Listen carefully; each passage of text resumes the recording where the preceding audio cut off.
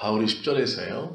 하나님께서 우리로 그리스도 안에서 예정하시고 그 아들을 통해서 구원을 베풀어 주신 이유를 가르쳐주고 있습니다. 즉 무엇이냐면 우리를 구원해 주신 이유가 무엇이고 내가 성도로 마땅히 살아가는 이유가 무엇이냐라는 것에 대해서 바울은 에베소 교인들과 또 하나님은 오늘 우리에게 그 이유에 대해서 분명하게 한 줄로 말씀하고 있죠.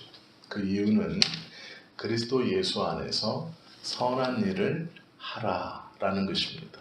즉 우리는 살면서 그리스도 예수 안에서 선한 일을 하며 사는 것을 위해서 구원받았다라고 가르쳐 주는 것이죠. 하나님의 구원의 은혜를 받은 우리는 구원받았다고 다 끝나는 것이 아닙니다. 구원받은 자는 마땅히 세상을 향해서 해야 할 의무와 책임이 있습니다. 그것은 살면서 우리가 남보다 정직하게 사는 것, 남보다 거짓 없이 사는 것, 더 성실히 그리고 열심히 사는 것 여러 가지가 있습니다. 그런데 다른 사람보다 행위적으로 무엇인가를 더 똑바로 살고 다른 사람보다 양심적으로 바르게 산다고 해서 그것이 그리스도인의 삶의 모습은 아닙니다. 왜 그러냐면 양심적으로 바르게 살고 행위가 똑바라야 하는 것은 그리스도인이나 비그리스도인이나 함께 마땅히 살아가야 하는 모습이기 때문에 그렇습니다. 즉 아주 기초적인 것을 행하면서 내가 그것을 그리스도 때문에 행한다라고 핑계대서는 안 된다라는 것이죠. 하나님을 모르는 사람도 정직하게 살으라라고 가르치고 거짓 없이 살으라라고 가르치고 부지런히 살으라라고 가르칩니다. 최선을 다하여 살으라라고 가르치고 또 그렇게 살려고 노력하는 것이죠.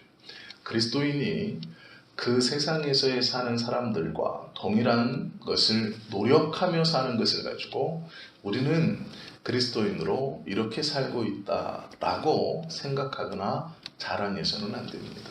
그것은 마땅히 모든 이가 행해야 될 아주 기본적인 것이죠.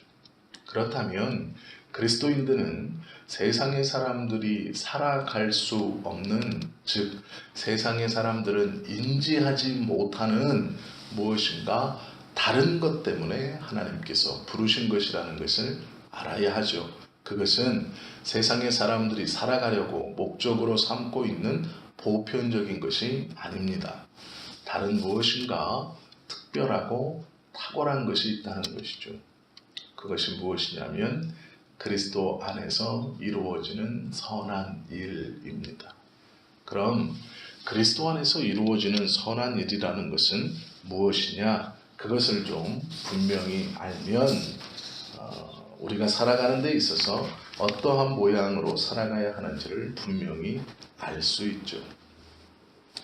새롭게 된 이유가 10절에 보면 그가 만드신 바라 그리스도 예수 안에서 선한 일을 위하여 지으심을 받은 자니 이 일은 하나님이 전에 예비하사 우리로 그 가운데서 행하게 하려 하심이라 말씀하고 있다라는 것입니다.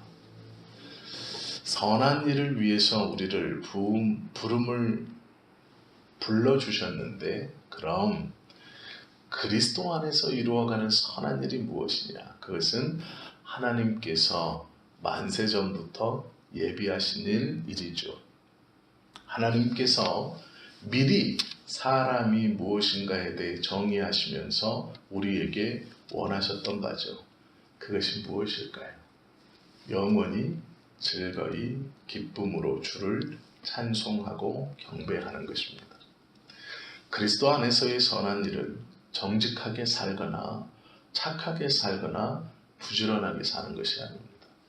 하나님께서 만세전에 예비해 놓으신 사람을 처음 만드신 목적, 당신과 첫사람 아담을 에덴 동산에 만들어 놓으신 목적, 당신과 영원히 교제하면서 인격과 인격으로 교제하고 당신의 마음과 성품을 그대로 드러내면서 하나님을 영원히 즐거이 경배하게 하는 것. 그것이 하나님께서 사람 아담을 만드신 목적이고 새롭게 된 우리에게 내가 과거에 만세전부터 준비하고 예비한 것, 그것은 이것이다라고 가르쳐 주는 것입니다. 하나님을 기뻐하고 그를 영원히 즐거워하는 것, 그리고 그분만을 경배하는 것, 그것을 위해서 우리를 부르셨고 하나님께서 그것을 위해서 그리스도 안에서 우리를 구원하셨으며 그 구원하신 그리스도 안에서 예비해 놓으신 선한 일입니다. 즉 우리가 하나님을 찬송하고 경배하는 일, 하나님을 영원히 기뻐하는 일에 열심을 내는 것, 그것이 새롭게 된 우리가 세상 사람과는 다르게 해야 하는 일이다라는 것이죠. 또 하나님은 그것을 선한 일로 받으시고 보아주십니다. 정직하게 사는 것도 중요하고 거짓 없이 사는 것도 중요하고 부지런하게 사는 것 너무나 중요하고 귀한 삶입니다. 그러나 세상의 사람들도 살아가는 그러한 모습을 살아가고 있다고 하여서 내가 그리스도인으로 그렇게 산다라고 자랑할 수 없는 것이죠. 오로지 우리가 하나님의 영광을 위하여 살아가는 목적을 가장 잘 드러내는 것은 그리스도 안에서 선한 일을 행하는 것입니다. 그것은 하나님께서 우리를 위해서 예비해 놓으신 하나님만을 영원히 기뻐하고 하나님만을 영원히 즐거워하는 것, 즉 찬송하는 것, 그것입니다.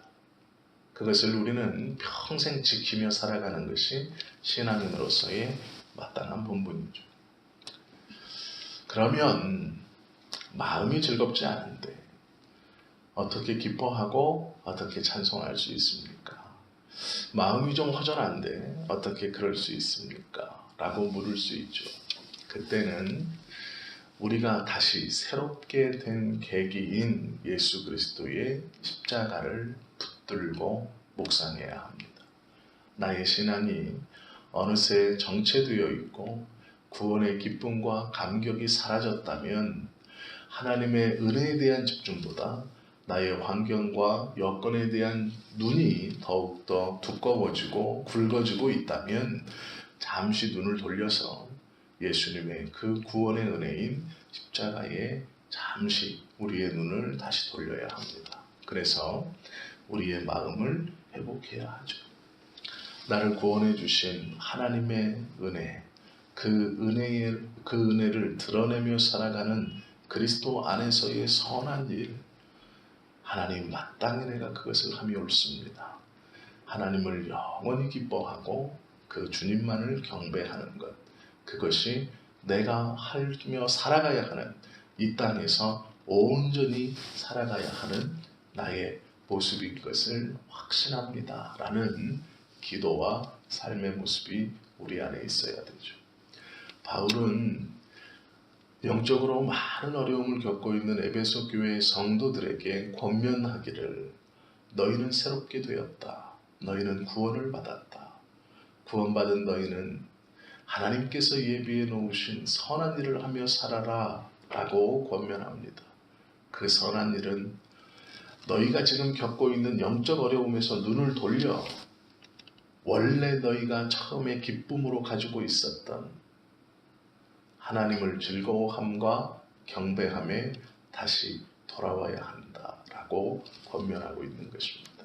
오늘 우리도 마찬가지로 마음이 좀 불안하거나 영적으로 침체되어 있거나 여러 가지 환경적, 여건적 일들로 우리의 마음을 괴롭게 하고 있다면 하나님 그것을 좀 이기게 해 주십시오 라고 기도하는 것도 옳고 맞습니다. 그러나 왜 그런 일이 시작되었는지, 내가 그리스도를 기뻐함과 그분을 경배함에 소홀함이 있는 것은 아닌지, 눈으로 집중해야 하는 것, 삶으로 실행하며 살아야 하는 것을 하지 않고 다른 것에 눈 돌리고 있기 때문에 그 다른 것이 나의 마음에 들어온 것은 아닌가 가만히 묵상하시고 또 선하게 기도하시면서 우리가 원래 행하고 붙들고 살아가야 하는 신앙인의 모습을 회복하고 오늘 하루도 그 하나님과 교제함을 즐거워하고 그 하나님을